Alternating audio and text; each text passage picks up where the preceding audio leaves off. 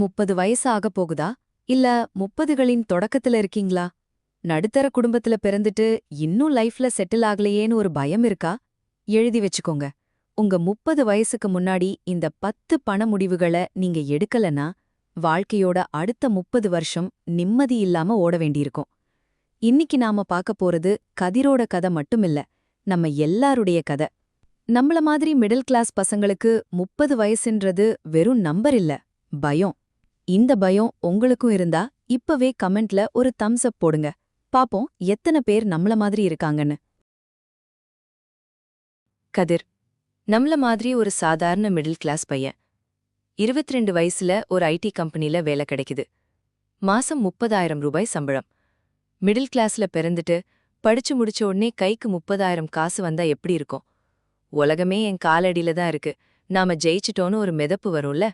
கதிர் முதல்ல செஞ்சது, கஷ்டப்பட்டு உழைச்ச பணத்துல ஒரு பைக் இஎம்ஐல எடுத்தான். அப்புறம் கிரெடிட் கார்டு வாங்கி தேவையில்லாத கேட்ஜெட்ஸ், பிராண்டட் துணிகள்னு கண்ல பாக்குறது எல்லாம் வாங்கி குவிச்சான். சேமிப்புனா என்னன்னே அவனுக்கு தெரியல.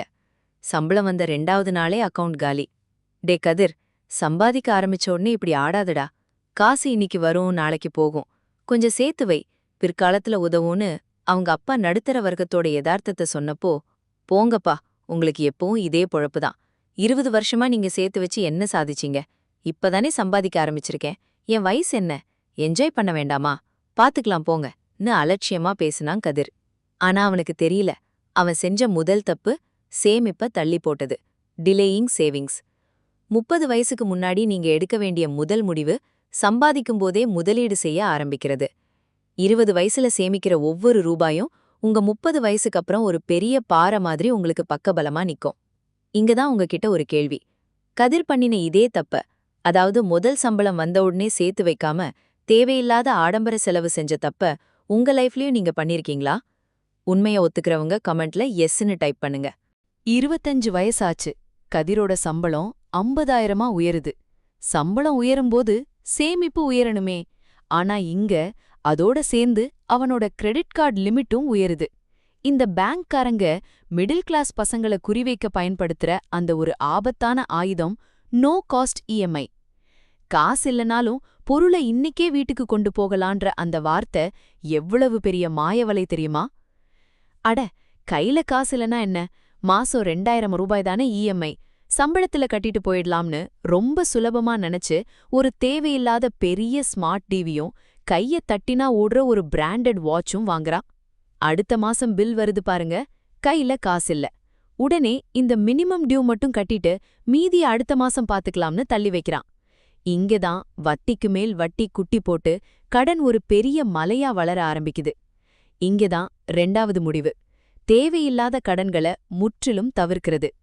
30 வயசுக்கு முன்னாடி இந்த கிரெடிட் கார்டு கடனிலும் இஎம்ஐ வலையிலும் சிக்காம நிம்மதியா இருக்கிறது எவ்வளவு முக்கியம்னு கதிர் உணரும்போது அவனுக்கு வயசு 27.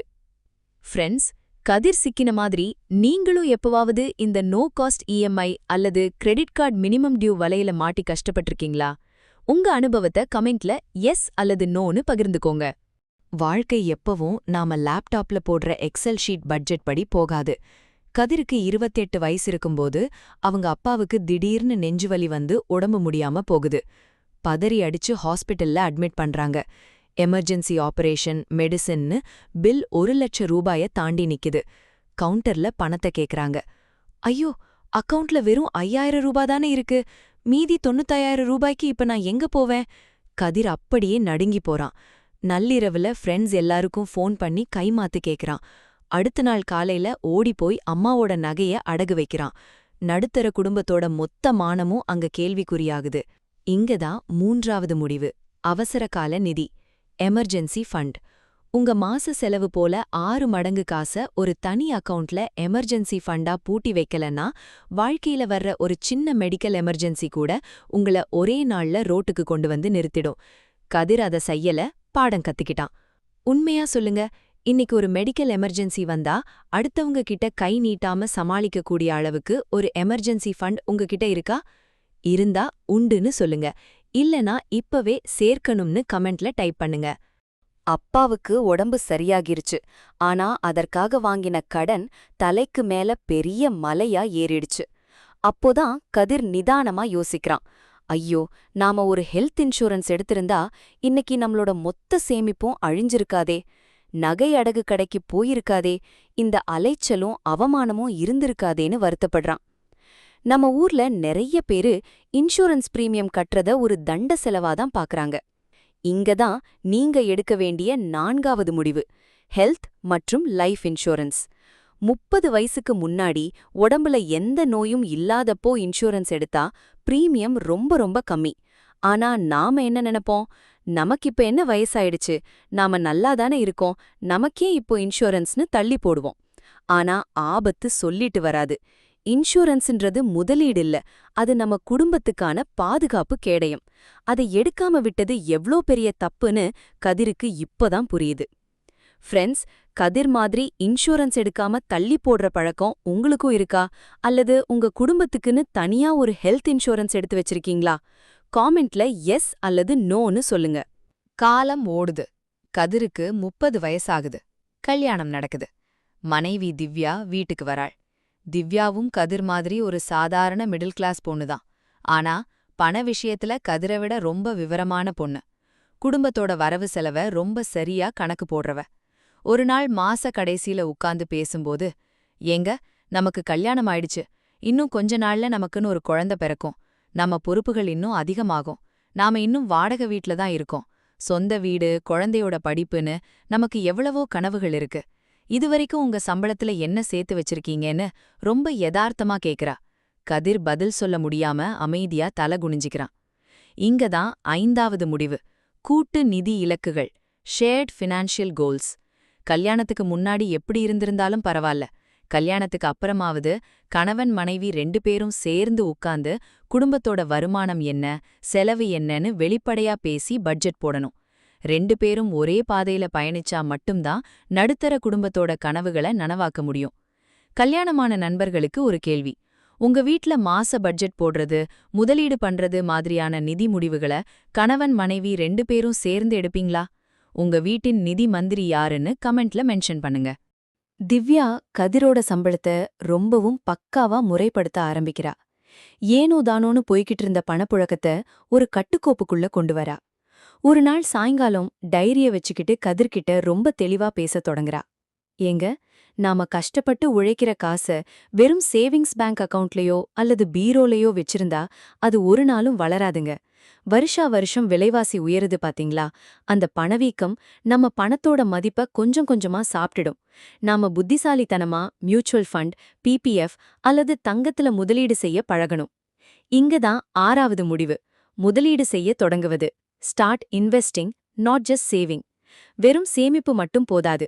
20 வயசுல கதிர் முதலீடு செய்ய ஆரம்பிச்சிருந்தா அந்த கூட்டு வட்டியின் வலிமை, அதாவது காம்பவுண்டிங் மூலமா இந்நேரம் அது ஒரு பெரிய மாபெரும் தொகையா வளர்ந்திருக்கும்.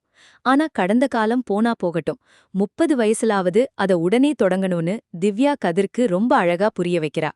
ஃப்ரெண்ட்ஸ், நீங்க உங்க பணத்தை வெறும் பேங்க் அக்கவுண்ட்ல சும்மா வச்சிருக்கீங்களா, இல்ல மியூச்சுவல் ஃபண்ட், பிபிஎஃப், கோல்டுன்னு முதலீடு செய்ய ஆரம்பிச்சிட்டீங்களா? நீங்க எதுல முதலீடு பண்றீங்கன்னு கமெண்ட்ல சொல்லுங்க. நாட்கள் நகருது. கதிரோட ஆபீஸ்ல அவனுக்கு கூட வேலை செய்யற அவனோட ஃப்ரெண்ட் ஒருத்தன் புதுசா ஒரு சொகுசு கார் வாங்குறான். அத ஆபீஸ்க்கு ஓட்டிட்டு வந்து பந்தா பண்றான். உடனே கதிர்க்குள்ள தூங்கிக்கிட்டு இருந்த அந்த சராசரி மிடில் கிளாஸ் புத்தி டக்குன்னு எட்டி பாக்குது. அவன் வாங்கிட்டான். ஆபீஸ்ல எல்லாரும் அவன பெருமையா பேசுறாங்க. நாமளும் ஒரு கார் இஎம்ஐல தூக்கிட்டா என்னன்னு திவ்யா கிட்ட ஆசையா கேக்குறான். ஏங்க, அவங்க வாங்குறாங்கன்றதுக்காக நாம ஏன் கடனை உடனே வாங்கி கார் வாங்கணும்? அது அவங்களோட பட்ஜெட், இது நம்ம பட்ஜெட். கார் வாங்கினா அதோட முடிய போறதில்ல. மாச மாசம் பெட்ரோல் செலவு, இன்சூரன்ஸ், மெயின்டெனன்ஸ்னு தேவையில்லாத செலவு அதிகமாகி நம்ம பட்ஜெட்டே காலியாகிடும்னு திவ்யா கதிரை தடுத்து நிறுத்துறா. இதுதான் 7வது முடிவு, ஆடம்பர போட்டிக்கு ஆளாகாமல் இருப்பது. மத்தவங்க கண்ல பெருமையா தெரியணுன்றதுக்காக ஆடம்பரமா வாழ ஆரம்பிச்சா நம்ம வாழ்க்கை என்னைக்கும் நமக்கானதா இருக்காது, கடனுக்கானதா மாறிடும். நண்பர்களே, உங்கள சுத்தி இருக்கிறவங்க புது போனோ காரோ வாங்கும்போது நாமளும் வாங்கணும்னு தோன்ற இந்த ஆடம்பர போட்டி எண்ணம் உங்களுக்கும் எப்பவாவது வந்திருக்கா? உண்மையை ஒத்துக்கிறவங்க கமெண்ட்ல எஸ்ன்னு போடுங்க. இப்போ கதிர் நல்லா மாற ஆரம்பிச்சிட்டான். இந்த காலத்துல வர்ற விலைவாசி உயர்வுக்கு ஒரே ஒரு மாச சம்பளத்தை மட்டும் நம்பி இருந்தா மிடில் கிளாஸ் லைஃப்ல ஜெயிக்கிறது ரொம்ப கஷ்டம். கனவுகளை தள்ளி போடணும்னு கதிர் நல்லா உணர்றான். அவனுக்கு காலேஜ் படிக்கும் போதிலிருந்தே வீடியோ எடிட்டிங் கொஞ்சம் நல்லா தெரியும். ஆஃபீஸ் நேரம் போக வார இறுதி நாட்கள்லையும் நள்ளிரவுலையும் ஆன்லைன்ல ஃப்ரீலான்ஸ் வேலைகளை எடுத்து செய்ய ஆரம்பிக்கிறான். இங்க தான் 8வது முடிவு, கூடுதல் வருமான வழி, மல்டிபிள் ஸ்ட்ரீம்ஸ் ஆஃப் இன்கம். 30 வயசுக்குள்ள உடம்புலையும் மனசுலையும் தெம்பும் வேகமும் இருக்கும்போதே நமக்கு தெரிஞ்ச ஏதோ ஒரு திறமைய வச்சு ஒரு சைட் பிசினஸோ அல்லது பார்ட் டைம் வேலையோ செஞ்சு முதன்மை வருமானத்தை தாண்டி கூடுதல் வருமானத்தை எப்படியாவது பெருக்கிக்கணும். அதுதான் நம்மள சீக்கிரம் செட்டில் ஆக்கும். நம்ம வியூவர்ஸ்ல எத்தனை பேரு மாச சம்பளம் தவிர பார்ட் டைம், ஃப்ரீலான்சிங் அல்லது யூடியூப்னு ஒரு சைட் ஹசில் மூலமா கூடுதல் வருமானம் சம்பாதிச்சுட்டு இருக்கீங்க? பண்றவங்க கமெண்ட்ல உங்க சைட் பிசினஸ் என்னன்னு டைப் பண்ணுங்க. மத்தவங்களுக்கும் அது ஐடியாவா இருக்கும். பணத்தை மியூச்சுவல் ஃபண்ட்லயோ தங்கத்திலயோ மட்டும் முதலீடு செஞ்சா போதாது ஃப்ரெண்ட்ஸ். அதை விட மிக முக்கியமா நம்ம மேல நாம முதலீடு செய்யணும். கதிர் தன்னோட வேலையில தேங்கிடக்கூடாதுன்னு நினைக்கிறான். அவனோட துறையில லேட்டஸ்டா வந்திருக்கிற புதிய தொழில்நுட்பங்களையும் ஏஐ டூல்ஸ்களையும் கத்துக்க ஒரு பெய்ட் ஆன்லைன் கோர்ஸ்ல சேர்றான். ஆரம்பத்துல அதுக்கு கொஞ்சம் பணம் செலவாகுதுன்னு யோசிச்சாலும் தன் திறமைக்காக அதை செய்ய துணியறான். இங்க தான் 9வது முடிவு, சுய முதலீடு, செல்ஃப் எஜுகேஷன் ஆர் அப்ஸ்கில்லிங். 30 வயசுக்கு மேல நிறைய பேர் கத்துக்கிறத நிறுத்திடுவாங்க. ஆனா உங்க திறமைய நீங்க காலத்துக்கு ஏத்த மாதிரி வளர்த்துக்கிட்டா மட்டும்தான் ஆஃபீஸ்ல அடுத்தடுத்த ப்ரொமோஷனும் பெரிய சம்பள உயர்வும் கிடைக்கும். இந்த உலகத்துல நீங்க காசு கொடுத்து வாங்குற எதை விடவும் நீங்க தான் உங்களுடைய ஆகச்சிறந்த அசெட். நண்பர்களே, காலேஜ் படிப்பு முடிஞ்சதுக்கப்புறம் உங்க கரியர் வளர்ச்சிக்காகவோ அல்லது புதுசா ஒரு ஸ்கில் கத்துக்கவோ நீங்க கடைசியா எப்போ காசு கொடுத்து ஒரு கோர்ஸோ அல்லது புக்கோ வாங்குனீங்க? வாங்கியிருந்தா அந்த புது ஸ்கில் என்னன்னு கமெண்ட்ல சொல்லுங்க. கடைசி மற்றும் மிக முக்கியமான 10வது முடிவு, ஓய்வூதிய திட்டம், ரிட்டையர்மெண்ட் பிளானிங். இப்பதானே 30 வயசாகுது, அதுக்குள்ள போயிட்டு ரிட்டையர்மெண்ட் பத்தி யோசிக்கிறதான்னு தயவு செஞ்சு கேட்காதீங்க.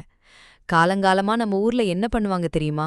நடுத்தர குடும்பத்துல கஷ்டப்பட்டு சம்பாதிச்சு பிள்ளைங்கள படிக்க வைப்பாங்க, கடன் வாங்கி கல்யாணம் பண்ணி வைப்பாங்க. அப்புறம் வயசான காலத்துல பிள்ளைங்க தங்கள காப்பாத்துவாங்கன்னு நம்பி இருப்பாங்க. ஆனா இன்னைய காலகட்டத்துல அது அவ்வளவு எளிதான விஷயம் இல்ல. பிள்ளைங்களுக்கு அவங்க குடும்பத்தை பார்க்கவே இன்னைக்கு பொருளாதாரம் பத்த மாட்டேங்குது.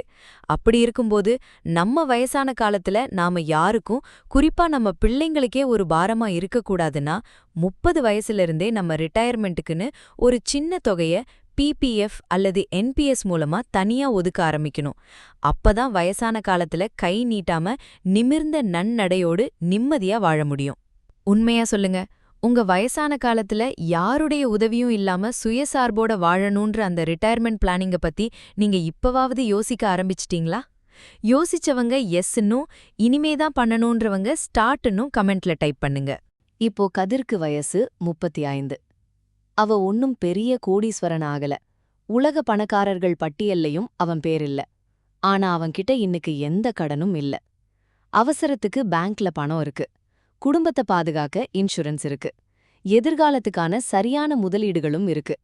எல்லாத்துக்கும் மேல மாச கடைசிய நினைச்சு பயப்படாம அவன் நிம்மதியா தூங்குறான்.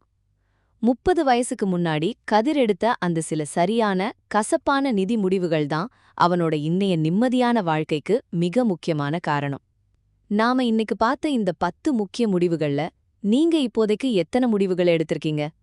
2 முடிவா, 5 முடிவா, இல்ல எல்லாமே எடுத்துட்டீங்களா? உங்க ஸ்கோர் என்னன்னு மறக்காம இப்பவே கமெண்ட்ல சொல்லுங்க. ஒருவேளை நீங்க இன்னும் ஆரம்பிக்கலனா கூட பரவாயில்ல. இன்னைக்கு இந்த நிமிஷமே அதை தொடங்குங்க.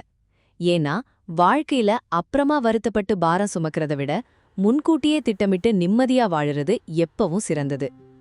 நம்ம மிடில் கிளாஸ் நண்பர்களுக்கு பயனுள்ள இந்த வீடியோ பிடிச்சிருந்தா கண்டிப்பா லைக் பண்ணுங்க. உங்க ஃப்ரெண்ட்ஸ் மற்றும் ஃபேமிலி குரூப்புகளுக்கு ஷேர் பண்ணுங்க. தொடர்ந்து இந்த மாதிரி பயனுள்ள பணப்பதிவுகளுக்கு மறக்காம நம்ம சேனலுக்கு சப்ஸ்கிரைப் பண்ணி அந்த பெல் ஐகானையும் தட்டி வைங்க. அடுத்த ஒரு அருமையான வீடியோல உங்களை சந்திக்கிறேன். நன்றி, வணக்கம்.